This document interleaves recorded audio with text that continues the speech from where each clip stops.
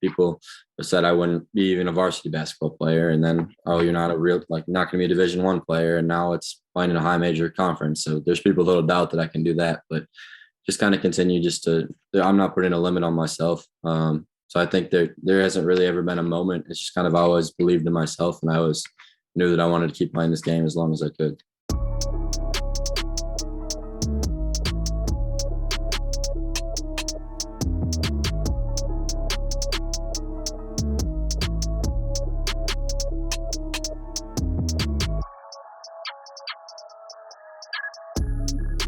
What's going on today? I'm the host, SchuZ, and joining me today is two-time All-Horizon League selection, the 2022 Horizon League Tournament MVP, one-time All-Horizon League Tournament team selection, one-time Horizon League All-Freshman team selection, the sixth all-time leader in rebounds in Wright State history, as well as the second all-time leader in blocks, seventh in win shares, fourth in plus minus, and first in player efficiency rating. He's a two-time Horizon League regular season champion, one-time Horizon League tournament champion, a top 100 ranked transfer according to ESPN's top 100 transfers this year, and he's the newest member of this year's Virginia Tech team, Grant Basile. Grant, I appreciate taking time to come on today, man. Yeah, for sure. Appreciate you having me. Absolutely. Well, you've been through a long recruiting process. As I just mentioned, you are one of the top transfers this year, and you had a large selection of schools. You came down now, Virginia Tech's we're going to be playing the next couple of years of college basketball for yourself. How does it feel, though, to be committed, to get that off your shoulders now, the weight of that off, and to kind of focus on knowing where you're playing next year? How does that feel? Yeah, it's nice. Obviously, kind of that recruiting process, you just got to make sure you get it right. I have 2 years of eligibility left, but I plan on just making this my last stop. So it's nice to kind of get an opportunity just to go to work. Now it's less worrying about where am I going to be at next year. Now it's just kind of being the best I can be. We're going to go really in depth through your recruiting process later, but you mentioned one key part there, and that was making sure you found the right fit for yourself. And you obviously took your time. You were in the portal for a little bit over a month. You were able to go through different visits and all that. How important was it for you to really basically say, I obviously could get this done quicker. There's a lot of schools wanting me, but I'm going to make sure I find the true home. I want to make sure I get the best fit, truly weigh out all my options. How big was that for you, making sure that you found that right fit? Yeah, it was really important. Obviously I could have jumped at kind of the first thing that I got, and it might have worked out, might not, but I feel really comfortable the situation that I'm going to. So I'm really looking forward to it. Obviously there's still a lot of work to be done. I'm not a finished player, and I intend to keep improving, but I think I set myself up with a good opportunity to do so.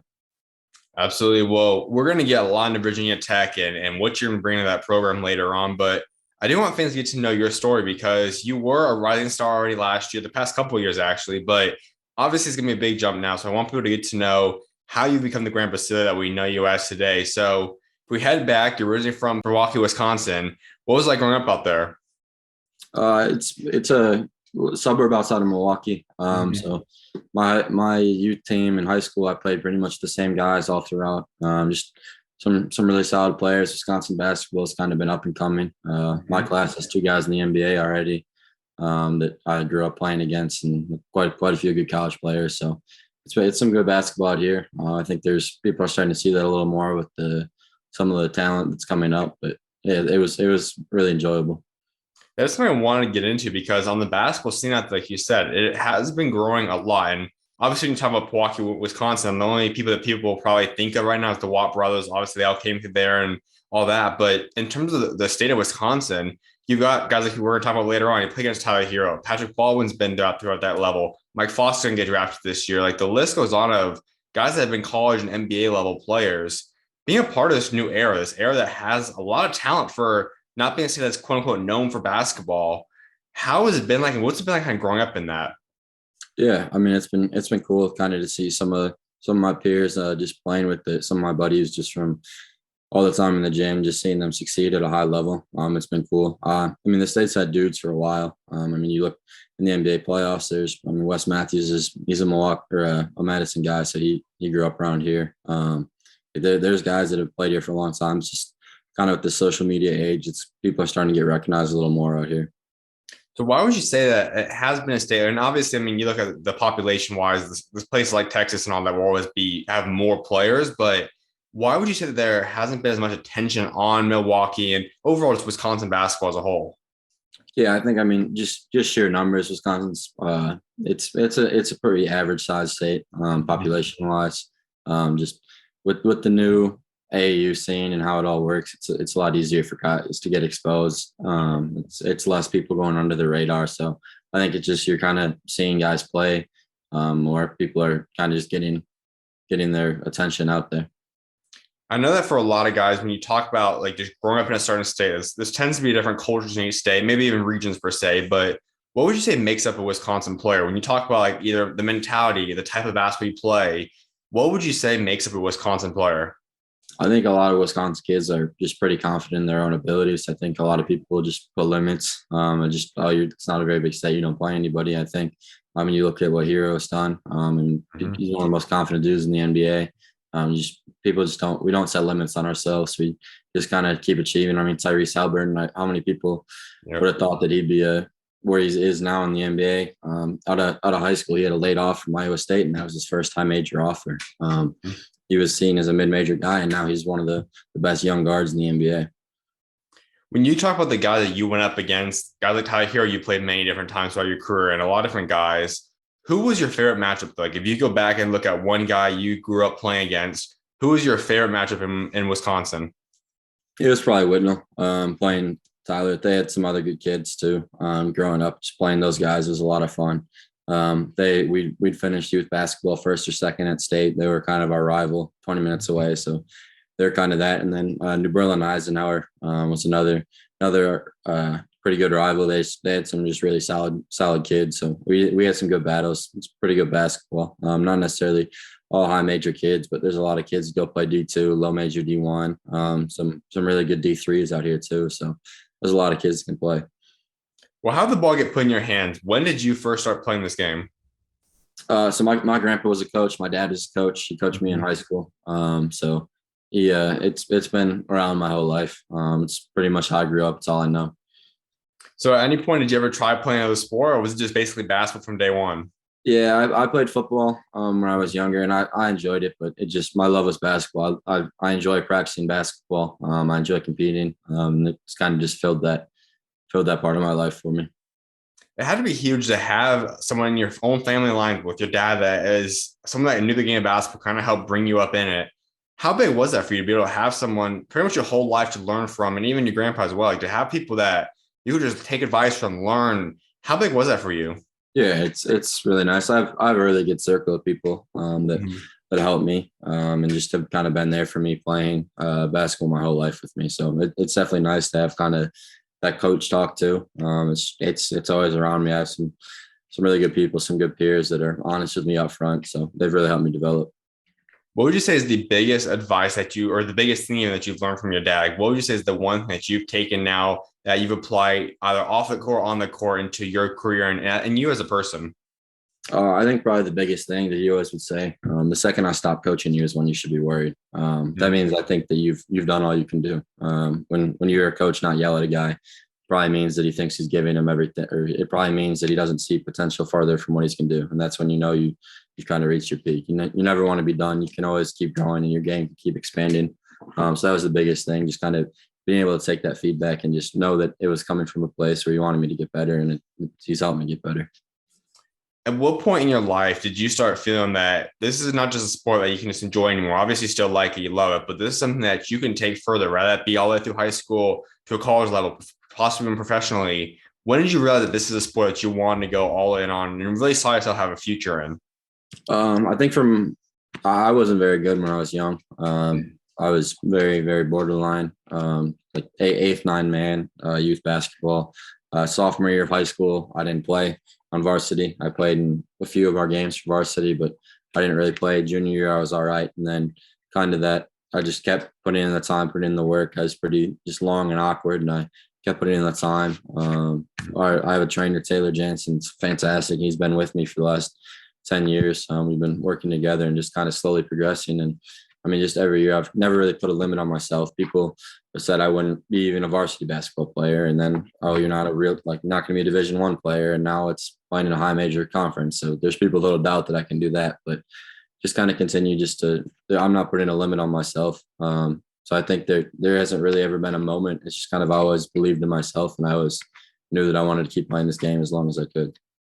So even when all those people were doubting you and you even looked at yourself and it got later parts of your career and you didn't have maybe the offers or the rankings or whatever it might be, did you still always believe that you were a Division I level player, that you could play that level, or is that something that you always maybe look at it more so as a dream, but you didn't necessarily believe in yourself knowing that you could make it happen? Honestly, I guess I didn't. It wasn't really like a dream. I wouldn't say to play Division I Mhm. basketball. It's just I just want to keep playing basketball. I love playing basketball, and that's what I want to do. And whatever level that is for my future, it is. I just want to just continue to grow my game and get better. And that's just kind of where it's been. Whatever that level is where I'm at. So you today are at 6'9", we're around 225-ish pounds. Were you always just one of the more taller guys in your area? Did you have a big growth spurt later on in your career, or when did the height come to you?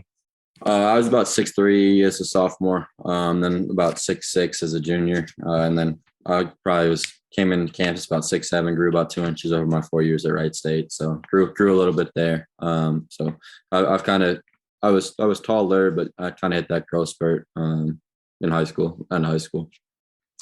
No, so heading into your high school career and you go to Milwaukee High. Once again, it's well known now because that's where the Watt brothers obviously went too. But you head into high school. If someone would have told you that you're going to leave high school and you're going to go to Division I school, would that have shocked you? Is that what you were expecting, or what would your reaction have been if someone told you that heading into high school? Well, I was the first. Me and one of my really close friends, Jack Golke, who plays at Hillsdale D2. They're in the Elite Eight this year for D2. But we were the first two scholarship kids to come out of Milwaukee for basketball. There's our all-time leading scorer, Joe Chekowitz, had Division II offers, but we were the first two to get a scholarship. So I think there was people that were kind of surprised. It really is just a really exciting experience. I couldn't have landed at a better spot in Wright State. It was a fantastic experience. So Mm-hmm. I guess, yeah, I would have been surprised how well it worked out. When you talk about that school, and it obviously has the sports culture, had the attention of the Watt brothers and stuff like that, what was it like just going to that school, knowing that you were able to leave and you even created your own name for yourself? Now you added on to a school that's already become well known for one group of family members, but now you got to add on to the next Division I, next college level players. What does it mean to you? What's it like kind of putting your name alongside those other guys? Yeah, it's really cool. Obviously, there's still a lot of work to be done to get to a level where I want to get to. But I mean, it's cool for sure. And you look at the way Milwaukee basketball has come since I was a young kid, and it's slowly progressing, gotten better and better. Now they have two kids that are top 50 in the country. So they're just continuing to get better. And I mean, the program is just it's churning out guys now that can play high level basketball.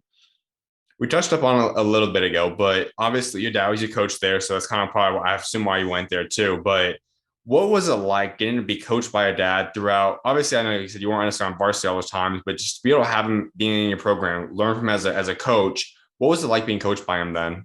Yeah, it was cool. It was a really cool experience. We definitely butted heads sometimes. Just he wanted to make sure that everyone knew that I earned what I got, and I think it was a good experience overall. Just learning how to take coaching and criticism. It's easy when people are just patting you on the back and just telling you the best there is, but there's always something you can improve. And I think he did a really good job just kind of setting me up to always continue to look for something to improve and get better. That is the hard part about that, because you always see a lot of coaches and son relationships. Like it is challenging to be able to go from the relationship that a coach and player has to then the father son relationship. How did you guys learn to balance those two personalities? Like, how did you learn to balance when you guys were on the court and in a basketball scene to when you guys were at home and kind of father son relationship? Yeah, I mean, it was tough Mhm. for sure. My stepmom did a good job kind of trying to get in between us, my mom and my stepdad also. Just making sure that I knew how proud they were of me, but still that there was room to grow and just working. I had a good circle of people around me there, just kind of in my corner and just making sure everyone knows where I'm at and why it's going the way it is. So Well, you head into your freshman season. Take us to that first year, the first year in high school for yourself. What was that year like? I just played on the freshman team. We were pretty solid. Mhm. Good group of guys that I'd kind of played with through youth, and we had fun. We played hard, played the right way, and just everyone kind of got better and just progressed. I mean, freshman year, you kind of see who loves the game, who doesn't, who wants to spend the time to continue to get better. So you go into your sophomore year, and like you said, you didn't really play much in varsity that year as well. We got a couple minutes here and there, or whatever. But what was that second year of high school like then? I mean, just like you said, it was on and off. It was frustrating at times. Just wanting to play, just being the competitor in me, wanting to help our team. But I was on a good team. I think we ended up going like 24-3 or something like that. So every year we were good. I think I lost over those 3 years 11 games total or something like that. So I was always on good teams. So it's hard to complain when you're winning games. That is a crazy thing because a lot of people might say you look at a player that was an all-conference player the past 2 years, and now is a guy that's gonna most likely start at a high major school in the ACC next year. For you not to be a varsity player for the first 2 years of your career, for the most part, how crazy is it now looking at how far you've come to this point, realizing that you went from that where just a few years ago, like 6 years ago, whatever, you weren't even playing varsity, just now being the player you are today. How crazy is it looking at that? Yeah, I mean it is. People when I'm home, people come up and just be like, "Hey, I remember playing you when we were younger. Like I used to kick your butt, stuff like that." It's just funny. I mean, you just see the progression in my game, how it's evolved, even over my course at Wright State. It's just constantly wanting to improve, just wanting to be in the gym, wanting to get better. That's something I strive to continue to do. Now, there are other stories that are similar to that, but it is hard for guys when you go through high school, and especially with the way that social media keeps growing, where it almost puts a pressure on guys. Like if you're not playing on varsity, if you're not getting the offers, if you're not getting the rankings going through high school, like it is tough because everyone knows, everyone sees that type of stuff. So, what is your advice to kids now? Like if a kid's in a situation where they're not playing on varsity, they don't have the offers or the rankings, what's your advice to them? Why should they still stay confident in themselves, even if that's the position that they're in throughout their underclassmen years, maybe in the first 3 or 4 years of high school too? I think just the best advice is don't put a limit on yourself. There's always work to be done. You can continue to improve, no matter if you're ranked first or last in your class. You can always get better.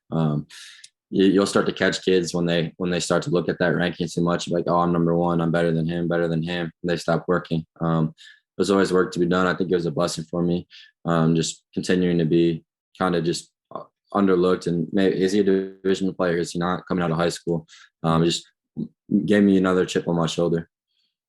What was going through your mind at that point? You come down throughout your second year of high school now, and you were in a position where you didn't play much varsity yet. You didn't have offers or any of that. Where did you think you were at long term for basketball? Like, did you still say, okay, I still have the goal. I think I can still play at the next level, rather be D1, D2, whatever it is of basketball? Or where did you feel like your future looked like for yourself in terms of basketball after your sophomore year?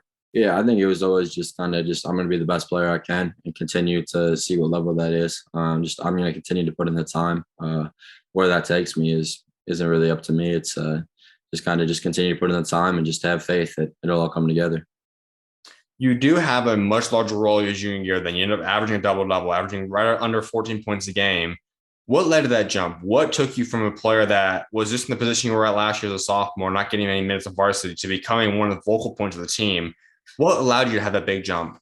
Just continuing to put in the time. My work habits, they didn't change. I always put in the time. It's just it took a little longer for it all to click, and it just started to click, and I got better, got more comfortable, more confident. And my teammates had trust in me and started putting me in positions to succeed, and just took a step forward. When you're getting ready to go into that junior season, did you expect to have the jump that you made that year? Or did that year even shock you a little bit in terms of how good you were? No, I was ready for it. Mhm. I kind of expected to be a talented player. Just kind of that AAU season, summer. I could tell I had made some progress. My coach Taylor, he did a good job with me and just kind of making sure that I was about the right things in the summer and the off season. It's easy to miss workouts and stuff, but we were consistent and we were in the gym. And it definitely paid dividends. Well, take us to that year then, because you guys had a very great season as a team as well, 21-4. What was that junior year of basketball like for yourself at the high school level? It was a lot of fun. I mean, those dudes I'm still close with today. It was a lot of fun playing with a lot of unselfish guys that just wanted the team to win. We didn't run from anybody. We'd play anybody in the state that we could. We tried to schedule whoever we could find, and just a lot of fun playing with my childhood friends. We're going to get a lot more into recruiting and all that because it kind of happens obviously when you come in Wright State before your senior year and all that. But just kind of skipping over that right now, just going in terms of on the court still. You then play your next year of AAU, and obviously that's where you start making a little bit more name for yourself. You guys have a very great season, obviously, in your final AAU year. What was it like on the AAU aspect? Take us to that final year for yourself and just what that year was like. So I had a pretty slow spring. That spring, I didn't have any offers coming out of that. Went into June, did a couple of elite camps because that was kind of where I was at. My dream was to play Division 1. I hadn't got an offer yet.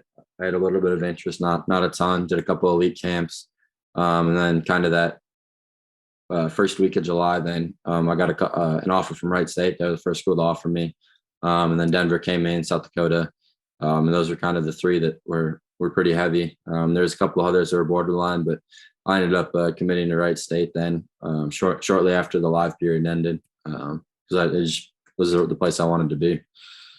When you were getting ready to go into the AU season, and that is for guys that didn't have offers yet, obviously that's pretty much the biggest AU season there are now. Obviously, there's guys that take the extra AU season after the senior year and stuff like that too. But that's kind of the ticking time for yourself. It's like, okay, I only have so much more time to get my dreams to be fulfilled. Did you have any pressure on yourself when you were going through that final AU year? Did you put any pressure on yourself? Was it kind of like, okay, I only have so much more time to possibly live out that dream? Or how did you deal with that? I think a lot of it is I'm just going to go out there and hoop. I want to be the best player I can be. I can't keep that. I can't take games for granted. It's not. I'm too old to be just going out there, rolling out the ball, and just kind of try going out there to have fun. It's winning's fun, and that's kind of was the mindset. Mm-hmm. Let's go into your final year of high school basketball then as a senior, and you guys have an incredible season, 23-3. You have an exceptional season for yourself too, 24.5 points per game you average, 13 rebounds, 3 blocks. When you guys were getting ready to head into that season, what was expectations for yourself and the team as a whole? Yeah, I think that the goal was to get an opportunity to go to Madison, where our state tournament's held. We wanted a gold ball. That was kind of the goal we set out. We knew we were a talented team. We had me and my buddy were kind of our two main scorers, and then we had a bunch of really, really good other guys around us that helped us. But I mean, our goal was obviously to win state. We ran into some tough teams. Our part of the section was pretty loaded the Milwaukee County area. So we ended up falling short of our goal, but we had a pretty solid season. I want to go through a few games that season. One was you ended Tyler Hero's career. You and him obviously went back and forth again, and he obviously gets to play his final game in high school was against you, and you had 29 points, 23 rebounds, including a game winner. What was that game like to know that you were able to beat your rival, like you mentioned earlier, and you don't just beat them, but you have an incredible game for yourself too in that game. What was that game like? Yeah, it was a lot of fun. I mean, it's just a lot of hard work coming together. I actually ended up breaking my ankle like 2 minutes left in that game, which ended up setting me back a little bit my freshman year at Wright State. So that was kind of the immediate afterthought. But I mean, in the moment, it was cool, obviously, to beat them. But it was just I need to figure out a way to get ready for this next game. Now, you also had another great game as a team. You guys ended up going against a squad that we put together was really great. They have Mike Foster mentioned earlier, who's going to be drafted this season. You guys had Deontay Long, who's a great player. Trey White was a freshman at that point in time. Take us to that game because that was obviously another great team that was in the area. What was like playing against them? Yeah, they're obviously super talented. We were in that game pretty much down to the wire. They had their point guard who ended up playing at a NIIA. Jordan Dinsmore hit a three from probably 4 feet behind the line. When it was tied to kind of go up 3, and we just never gained our steam back. But they're obviously a tremendous team, and they got the best of us. So if you had to pick one player you'd say was the best matchup for yourself, like someone at your position that you had to go up against that pushed you the most, was your most enjoyable matchup, just single-handedly down low at the 4-5, whatever, who would you say that was? Individual matchup. I mean, obviously now we're looking at where Foster's is. It's cool.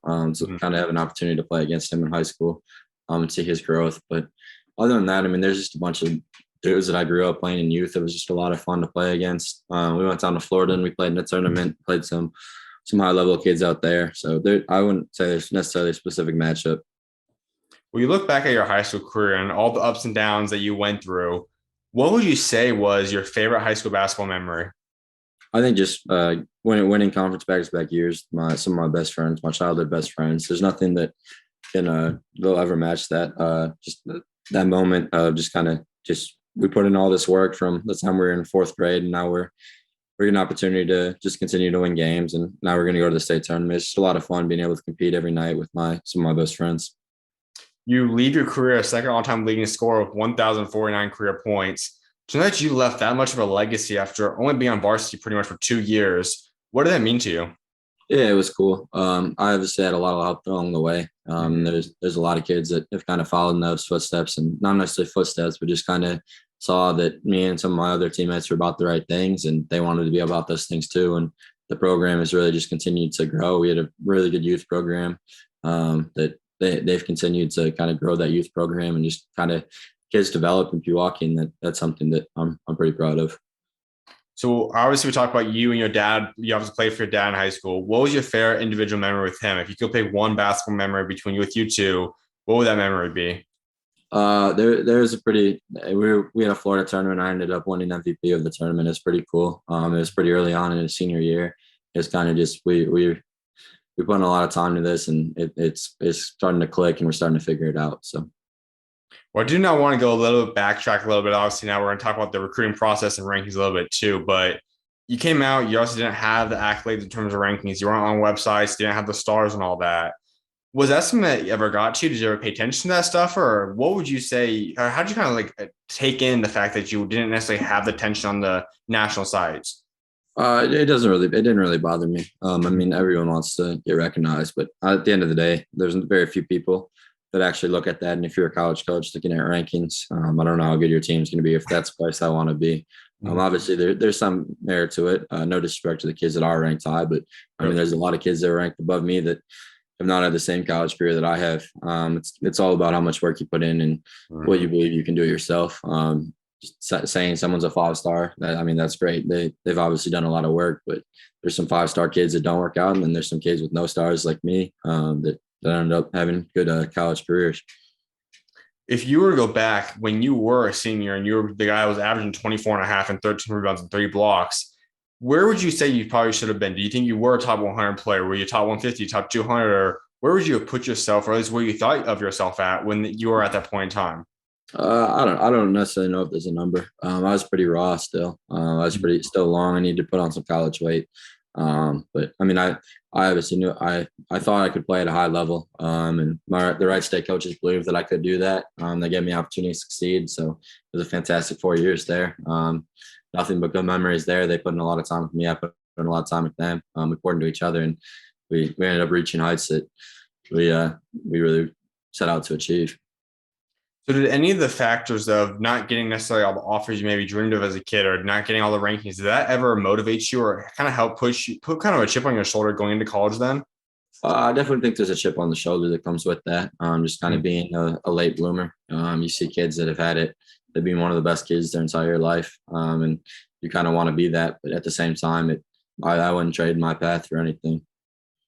Well, on the other side of that is the recruiting process. And as you said, it all got going really the second half of your AU season or the final year for yourself. So to start off with that, though, when Wright State came in, you got your very first Division I offer. What was going through your mind and just what was that experience like? I mean, it was really cool. I felt really comfortable with that coaching staff. Sharif, his wife, went to my high school, Coach Chambliss. So he kind of was the lead recruiter for me. But then Coach Nagy was a fantastic coach. And then when I was initially recruited there was Coach Sargent there. There was a young up and coming coach, Coach Cooley, did a fantastic job with us too. Who's now at Colorado State. Coach Chambliss is at Madison, coaching the Badgers, and then just the people there were fantastic. Coach Koff, our director of basketball operations, been tremendous for us there too. So you're going through that process and you end up getting a few different Division I offers on the table for yourself. What was it about Wright State? Why did you end up choosing them over every other offer you got? Kind of just like I touched on, like the family-like atmosphere. It was a program that was built to start having some more success. They just went to the NCAA tournament the year before I got there. Coach Nagy was a fantastic coach. He had a good record at South Dakota State, and I really felt at home there. Well, you're getting ready for your freshman season out there at Wright State, and you kind of touched on it a little bit earlier, but you broke your ankle obviously going in one of the final games of high school. How did it impact you? Because you ended up having a red shirt after only playing a couple of games in your freshman year. Just take us through the whole process then. Like what exactly led to the red shirt idea, and just what exactly went through the injury aspect? Like, kind of take us through that a little bit. Yeah, I mean, it was just still lingering. I had to get some stuff cleaned up in it, just get some strength back into it and some mobility. So we kind of figured it was going to happen eventually, but we just wanted to see where we were at. Playing a couple of games, and it got to a point where I just needed to take some time and get it right, and that's what we did. So would you say it was more so pain, or was it just you didn't feel like you could be 100% strength wise, or what exactly? It was a little bit of both. I mean, it just wasn't right and needed to get better. So you're going through the whole training camp and all that stuff going into your freshman season. What were your original expectations for your freshman year? Did you think that you still were going to have that kind of clean up eventually, or what was it I like had no that? idea really. I just kind of just was continuing to play and just kind of see what happened, see how it felt, and eventually just needed to get cleaned up. Now, there was one person during that team that obviously is now developed into having a great career overall at Chattanooga, and now is obviously in the portal as well. But that's Malachi Smith, and you guys were a part of the same class. And that also goes to Coach Nagy in terms of he's been able to find so many of those underrated players. And we'll talk about Tanner in a second, too. But you talk about Malachi. What was your guys' relationship like that first year getting to, obviously not play much with him, but just be in the same locker room and kind of be alongside him? Yeah, I mean, Mel is a great dude. I still talk to him today. We live together. He's a great dude. Obviously, you look at how he's blossomed in his career. He's been fantastic. Now he has a chance to go set himself up and play at a high level. He's doing the G League combine coming up here. So I mean, he's a great kid, great player, great person. Did you think he would turn to the type of player that he is today, or has the way he's developed even shocked you a little bit? I think just kind of the thing at Wright State is we don't have expectations for how anyone's career is going to go. You put in the time, you put in the work, you're going to be given the opportunity to succeed. So I think it's been cool to watch him. Well, going a little bit in Coach Nagy, then that is something that I think he's very undervalued in terms of how good of a coach he's been, but especially in the recruiting aspect, because when you're at that school like Wright State, obviously the only way you're going to succeed is by finding those underrated recruits, finding and identifying guys that other schools might not want to offer first, might not want to pursue. He's found me like Malachi Smith. He's found yourself, Tanner Holden. The list goes on. What is it about him, and how does he ultimately, do you think, find these guys like yourself and the other guy that just listed that are so underrated and don't necessarily have the attention that others do? Yeah, I think I mean he does a great job not only finding kids but putting together a great staff that also finds kids. I mean, the Wright State staff has done a really good job just kind of finding guys that they know can succeed, and they put them in a position to and give them the opportunity. So I think that's a big thing. What would you say is the biggest thing you learned from that year? Obviously, once you got pretty much 100%, you got healthy then during that redshirt season. How much did that end up helping you in terms of just being able to learn the playbook, learn the school, the culture of the school? Like, what was that overall redshirt year like for yourself? I think it's just a good opportunity to kind of get the speed of the game, and just get. I was just ready to compete then. I mean, it was a full year then since I had an opportunity to play against anybody. So it was a good opportunity. Well, let's go into your sophomore season then, because that's the first year you get to play. Technically, it's obviously your freshman year in terms of playing and all, but you get ready for that season. You haven't played in a whole year. You're feeling at your best now. How excited were you heading into that year? Yeah, I was really excited. I was looking forward to being able to compete and contribute a little bit to the team. So yeah, I was excited. Now, you obviously get on a teammate that you really form a dynamic duo with, and that's Tanner Holden. He comes in then. Did you guys click at first, or how did that relationship grow? Yeah, I mean he came in the second year. He's actually a few days older than me, which he likes to tease me about. But we came in and we kind of found a groove. Trey Calvin too was fantastic for us, and the three of us kind of ended up being like that freshman class. We kind of went through the bumps and all that together. So it was a good experience being able to play with two other kids about the right stuff, and then Tim Finke ended up coming in being about the same thing. So. When you two first met each other, did you guys click right away, or did that take a little bit of time to kind of form that really close connection with Tanner? Yeah, I think it clicked right away. So you get ready for that season then, and obviously it wasn't necessarily the overall best you've had the past couple of years, but you really start finding a role for yourself. You end up starting 5 games that year. Take us through your sophomore year. Like, what was that year like for yourself? I'm obviously being a freshman stuff. Being in that role, there's a lot of guys. We had a lot of good players that kind of shouldered a lot of the load. So it's just kind of trying to do whatever I could to help the team win. The biggest player, the biggest name player, at least on that team, was Loudon, who obviously had an incredible career there. What was it like being able to learn from him? Just kind of watch the guy his caliber play for that year. What was it like being around him and just kind of playing and learning from him? It was a good opportunity to just kind of compete with him every day in practice. He's a hard worker, and he definitely helped me get in the gym and just kind of showed me the way. He's a fantastic teammate, great dude. You guys had the team go 25-7 that year, and you guys win the Horizon regular season championship. What was that year like? Just getting the biggest aspect, I think, for you at least would be just learning that winning culture, learning what it takes to win games at a high level. What was it like kind of instilling that aspect into you? I mean, it was a lot of fun. We were being on a good team's fun. I think that's the biggest thing. I don't want to lose. So being a part of a team that just kind of won was a lot of fun. On the end of the season, COVID sets in and obviously ends the guys' season early. When you guys first had that set in for yourself, how did you guys take that in? How did you adjust to then the COVID pandemic coming in. Like, how did that affect you? And just take us to that aspect.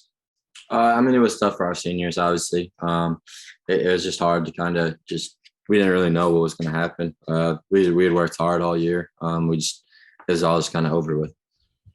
Now, during that time process, it is difficult for a lot of guys to be able to work out, and we saw how it affected the whole world. But you end up having your breakout season then the following year. So what was that offseason like for yourself? How were you able to get out and develop, become the player that you ended up becoming your junior season then? Take us just through that offseason. Like, how did you become that player that you eventually turned into your redshirt junior year? Yeah, I think a lot of the tools were there. It was just a little more confidence, a little more just time, and just being put in that role. But a lot of it also too, because I was fortunate. I was able to work out while I was here, whether that was park workouts, at home lifts, whatever it was. I just kind of trying to find a way to get around the ball, get around the weight room, and just continue to improve. What did it look like for you guys in terms of getting on campus? Were you guys pretty much having to stay home for most of the offseason and then got there right for the season, or how did that work for you guys? We were home pretty much the whole off season. We got there mid-July, so we were pretty much on campus right when school started, and then just kind of had to go from there. Now, this, as I said, is your breakout year, and we kind of talked a little bit about coach earlier, but I want to go in depth now because you have to take on this new role now. You become one of the best players, a go-to player on this roster now.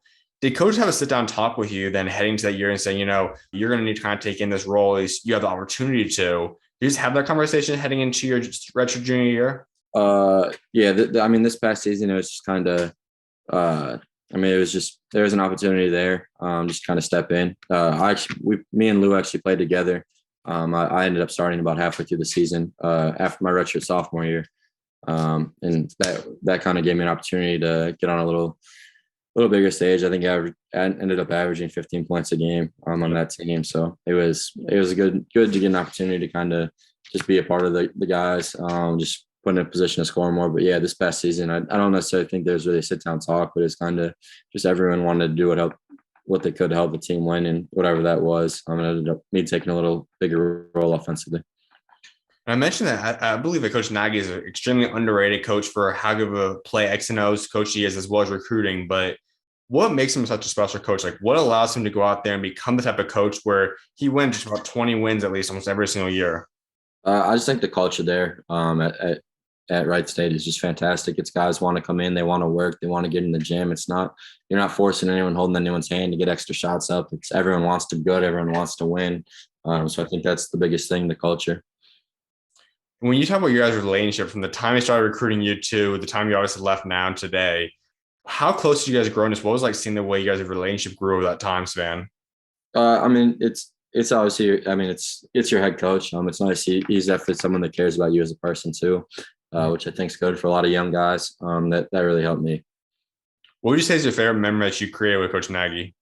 I just think kind of just the winning success that we had. Over my 3 years there, or 4 years there, we won 3 regular season titles and a league championship tournament. So it's just being a part of a winning, consistent culture and being able to contribute that and help kind of grow that. Now, the thing about your breakout redshirt sophomore season was that you had a great season, but COVID pandemic was still in play. And I know pretty much all guys you talked to say it was great you guys could play games, but at the same time, you guys had to go through the mask wearing, the pretty much daily testing, all that type of stuff. How did you get through that season with all the pandemic stuff around it? Yeah, obviously it's not ideal, but it was what it is. It was what it was. It was just good that we had an opportunity to play games. Our administration did a great job giving us the opportunity to continue to practice and even have games. Our president was fantastic. President Edwards, our trainer, athletic director, they did everything they could to make it as comfortable as possible for us. And I can't say anything but good things about how they handled all that. What would you say was the most difficult aspect about that season for yourself when it came to the pandemic stuff or whatever? Like, what was the hardest part for yourself, you'd say? I think just wanting an opportunity to play in front of my family. I just kind of missed them being able to come watch and just being able to just kind of see it. It's nice always to see them at games, but it was what it was. I'm just glad we got to play basketball. Now, a part of that season is that, as I said, you develop into an all-conference level player that year. To be able to reach that level of play and at the college level now, what was that like for yourself? It was obviously cool. It confirmed some of my the thoughts that I had about myself. It gave kind of other people a picture of how good I actually was. But there's still a lot of work to do, and there still is. One aspect about your game I want to touch up on is that you are someone that is extremely versatile. And I think, as I said, I think you're not just one of the top 100 players in this transfer portal class. I think you're one of the top 50, if not top 30, because there's not really anything you can't necessarily do. You're able to go out there and stretch the floor out and play modern day big. You go down low and play on guys. You're athletic enough to be able to play at the 4 and 5. Take us through that aspect of your game. Like, how have you learned to become such a versatile option at the 4 or 5? I think just kind of just how I've grown up playing the game. Just it's never you're the five man, you just sit in the rim. It's everyone, but you're a basketball player. I don't want to put a position on myself. I want to be a basketball player, and I want people to see me as a basketball player that I can do whatever you need me to do to help my team win.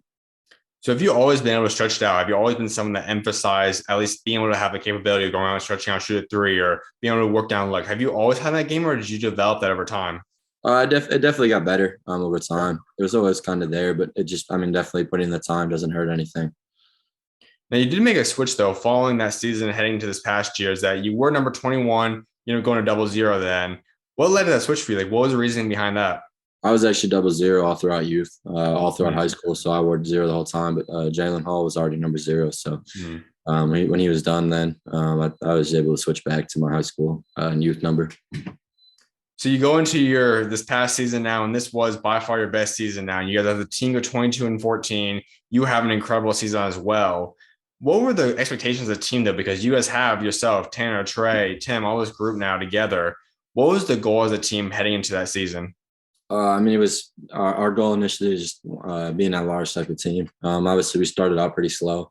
But it was a long season. We ended up finding a way and figuring out played our best basketball as of late. So our expectations were high. We didn't quite meet some of those, but we still ended up getting to where we wanted to. And I obviously had Tanner on a little bit ago, and he talked about this year you guys went through a lot of stuff off the court. There was a lot of guys that went through losses in the families. How as a team did you get through that? Because you obviously have a coach situation. Tanner obviously is down for a little bit in terms of that. How as a team did that make you guys stronger? And just how did you guys ultimately get through that as a team? Yeah, it was obviously tough. Coach Nagy lost his dad. I lost my grandpa. Then Tanner lost his grandpa. James lost his grandma. It was tough, but we just wanted to care about each other as people too. You're not just a basketball player. You're a person. We just want to make sure our teammates and our brothers knew that they had love. For yourself personally, how did that loss impact you this season? How did it motivate you, and how did you ultimately get through that? I think just kind of letting everyone know that we cared about them off the court too. It's not just what you can do on the court, but we're here for you off the court. It's helpful. As a team, as you said, you guys had expectations. You guys still were able to only finish a couple of games behind first place for the regular season championship, but you guys do go on. We'll talk about that in a second, the tournament. But you guys go through this course of the year, and it was a little bit shaky start to begin.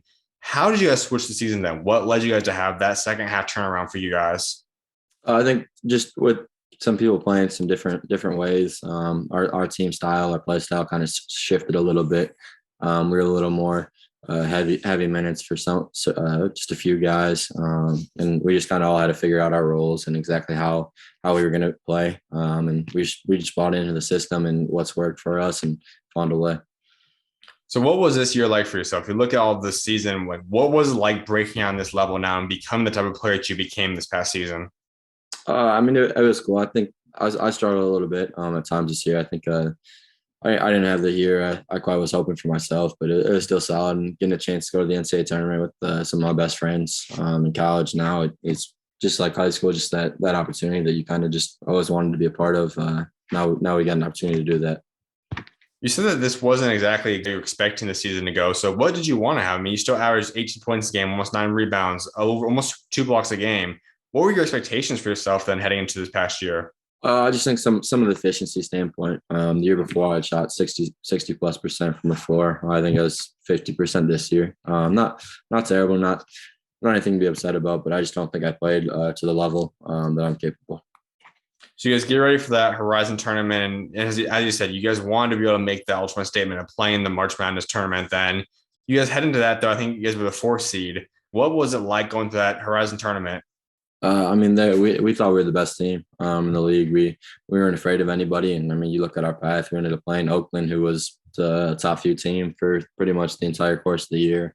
We got Cleveland State, who won the league back-to-back years. And they just gave us opportunity to play them. They beat us twice. They embarrassed us. on our home floor. And then we got an opportunity to play Northern Kentucky, who also just came out and who beat us up twice. So it was good to get an opportunity to play two teams we hadn't beaten. We just kind of showed that we weren't ever going to go away. As you guys go through that run, obviously had to get more and more exciting each time, knowing that, okay, you guys have a chance to win tournament championship now, and then obviously the biggest goal playing March Madness. How was the locker room reacting to that? Because knowing that you guys were that close, were achieving this much, how was the locker room reacting during that time? I think just the biggest thing, you got to play loose, have fun. When you start to be like, oh crap, oh no, oh no, like it's doom and gloom. It's not fun anymore. Playing basketball is supposed to be fun. You're supposed to enjoy it. Winning's fun. So we just went out there and we just found a way to win games. We got to take us to that championship game then, because you guys go out there, you guys win the Horizon League championship. What was that game like? It was a blast. I mean, you look at what Troy Calvin did for us in that first half. I think he had 15 points in the first half, kept us in it. We were down. I think we were down 16 with like 11 minutes left. Tanner had a pair of free throws. They came down. We got a stop. And then I had a dunk, and we kind of ignited on a little run there. I think we ended up going on a 14-0 run, taking a lead. Then just at the end of the game, Trey came down and made a huge shot for us. When that game concludes and you guys are officially tournament champions, what was going through your mind and what was that celebration like? Yeah, it was really cool. I got to do it with my family there and with some of my best friends now. Just it was fun playing with those dudes that I played with in college for 4 years. Is just kind of really satisfying experience. Then you guys obviously get ready to find out what seed you guys are going to be, and you guys officially know that you guys are going to go to March Madness, though.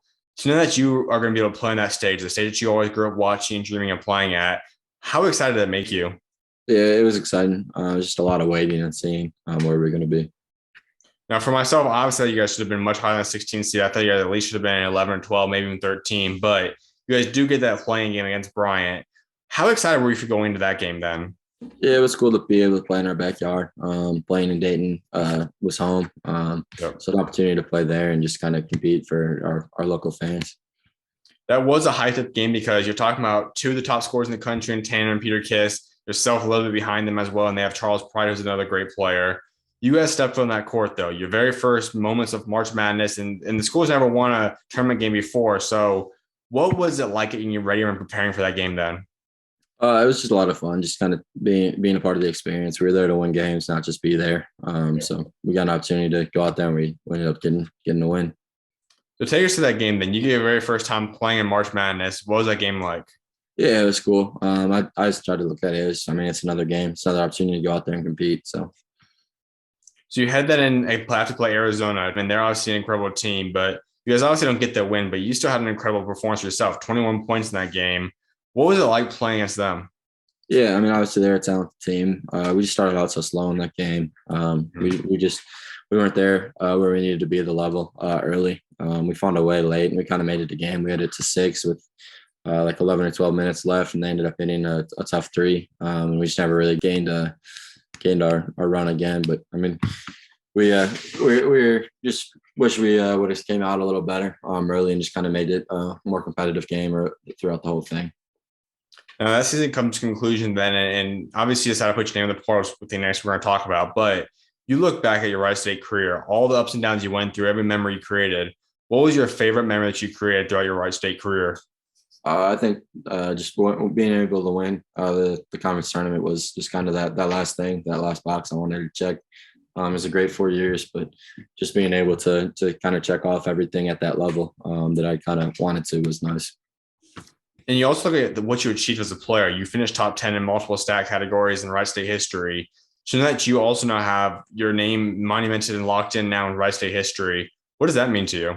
Yeah, it's really cool. The people at Wright State were fantastic to me. Great people. And I have nothing but positive things to say about my experience there. So the season comes to a conclusion then, and you obviously decided to put your name in the transfer portal. You all automatically become one of the biggest name players in the portal. What led you to the decision of saying, I'm ready to go somewhere else and be able to play at a different level now? Yeah, I think I was there for 4 years. We achieved what we wanted to, what we set out to. Just being able to play at a little bigger platform, play against the best every night, give myself a chance to kind of compete against the top players in the country every single night, and give myself that challenge.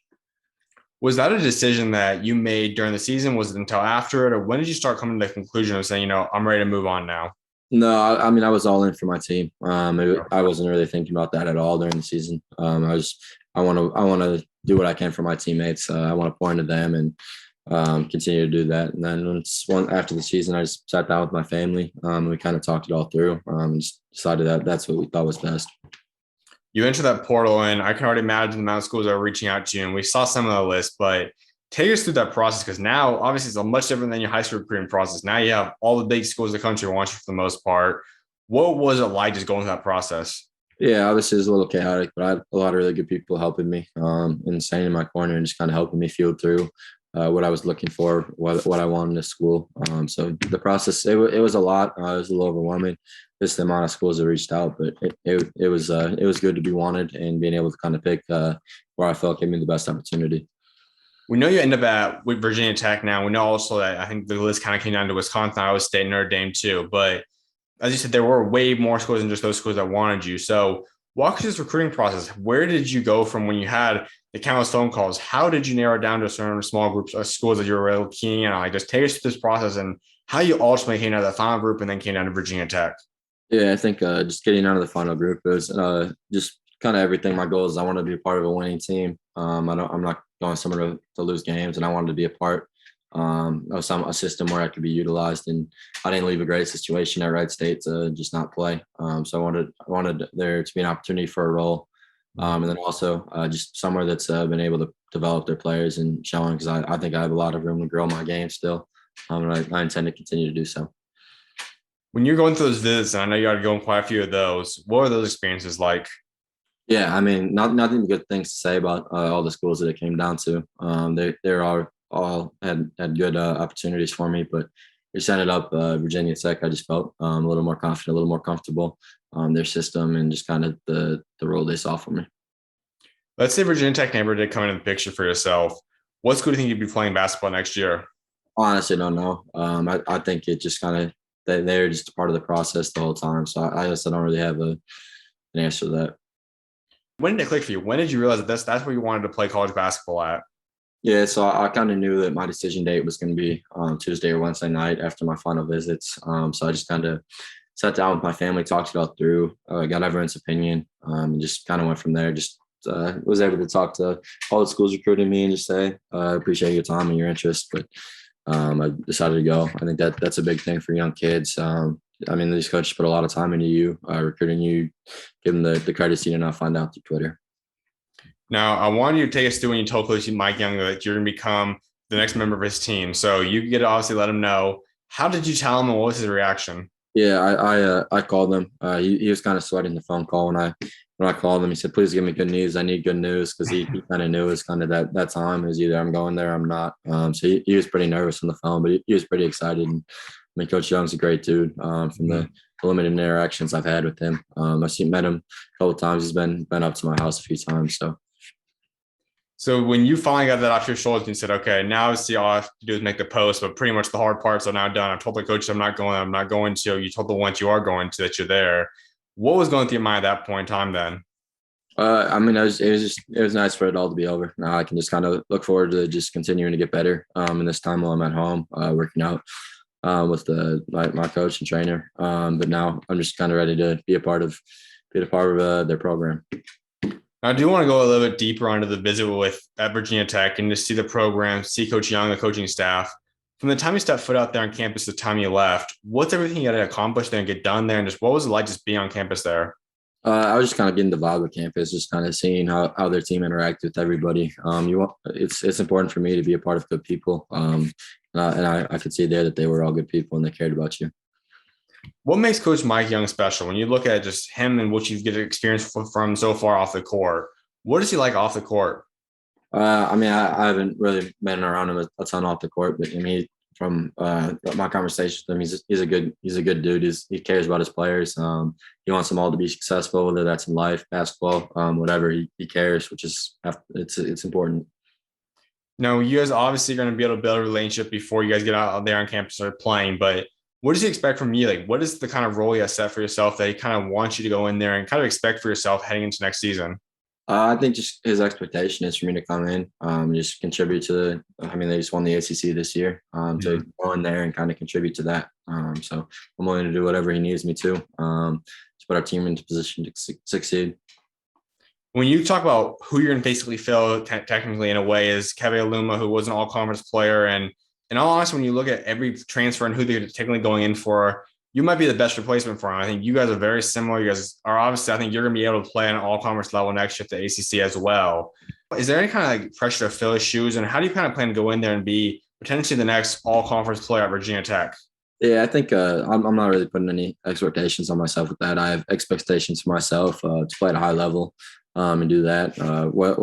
Whatever that means, what happens with that, I don't really try and look at those awards and stuff like that. I mean, a lot of it is just numbers based. It's not actually how you're impacting basketball games. There's a lot of players that impact basketball games that don't necessarily get the recognition that they probably deserve. So I'm just looking out there to go and just be a part of a winning team. I'd rather win a bunch of games, win the ACC again, than get any type of accolade like that. Now, fans are going to be ecstatic to get you out there and see you playing there for the team. So give them a little glimpse of what they can expect. When you step foot on that court, what do you bring to a team? What will you be bringing to Virginia Tech? I think I'll be a addition of a versatile winner. I've won at every level. I think we'll continue to do that. I just want to continue to win, whatever that means for my role, what they need from me, I'm willing to do.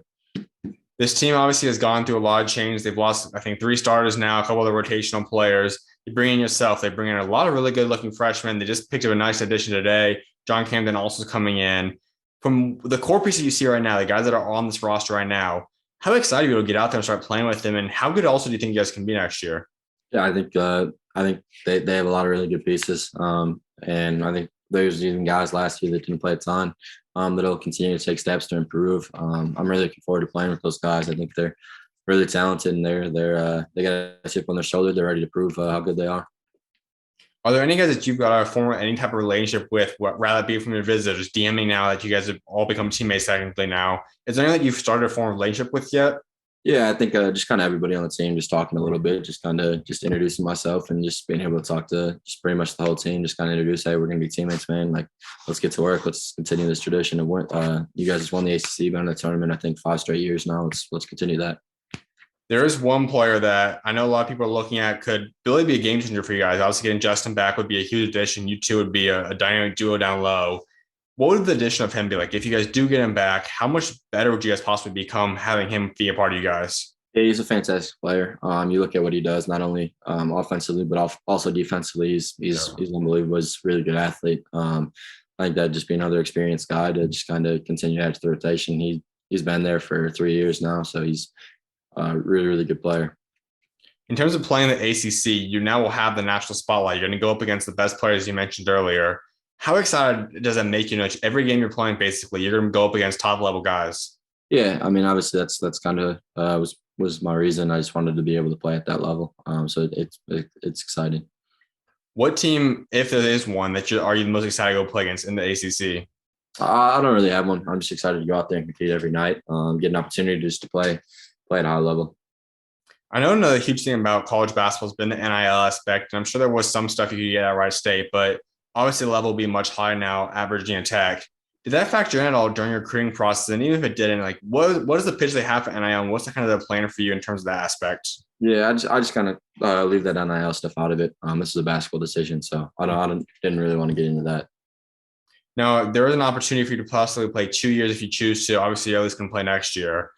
Is that something that you'd be available to? If obviously, I'm sure if NBA opportunities are there, you'd probably pursue that. But is coming back for and possibly playing 2 years something that's on the table for yourself? Yeah, I think I'm just kind of taking year by year, figuring out where I'm at, and just I'll reevaluate after the season.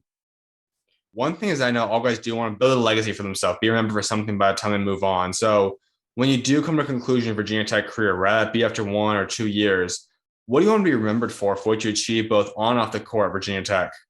I think it's important to me. People recognize I'm a good person. Just more than a basketball player, then I want to impact the community and just figure out ways to just show support to the community. Absolutely, man. Well, my final thing for you, give Virginia Tech fans your 3 biggest goals that you have set for your Virginia Tech career. I think the biggest thing is, winning the ACC, again, then winning the ACC tournament, and then just being a part of a team that's just enjoyable to watch and just be around. Just be a good group of guys that just aren't too full of themselves, but are just good people. Absolutely, man. Well, Grant, congratulations on the commitment, man. I'm excited to see what you're able to accomplish out that time then, what God's got in store for you. Enjoy the rest of the offseason, man, and appreciate taking time to come on today, man. Yeah, thanks for sure. Appreciate you. Of course, you're always welcome on, man. God bless. Thanks.